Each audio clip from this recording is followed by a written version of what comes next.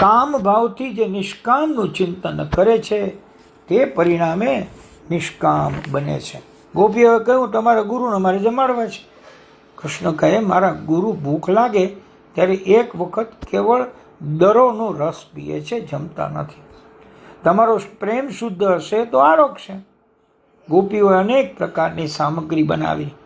સામે કિનારે દુર્વાસાનો આશ્રમ છે. જમુનાજીમાં પૂર આવેલું હતું. ગોપીઓ વિચારમાં પડી, યમુના પાર કઈ રીતે જશું? શ્રી કૃષ્ણ તેઓને કહે છે, જાઓ યમુનાને જઈને કહો, એવા અમારા કૃષ્ણ જો બાલ બ્રહ્મચારી હોય તો રસ્તો આપજે. ગોપીઓ જમુના પાસે આવી અને કહ્યું, હે યમુના મહારાણી, અમારા કૃષ્ણ બાલ બ્રહ્મચારી હોય તો અમને રસ્તો આપો. એટલે યમુનાજીએ રસ્તો આપ્યો. દુર્વાસાના આશ્રમમાં ગોપીઓ આવી છે. આ સામગ્રી આરોગો એવો દુર્વાસાને બહુ આગ્રહ કર્યો. ગોપીઓ આપે છે તે બધું પેટમાં જાય છે, કંઈ પણ રહ્યું નહીં. ગોપીઓ પૂછે છે, કેમ બાપજી, આજે ભોજન બરાબર કર્યું ને? દુર્વાસા જવાબ આપે છે, ના ના, હું તો નિત્ય ઉપવાસી છું, હું ખોટું બોલતો નથી, ખાતરી કરજો.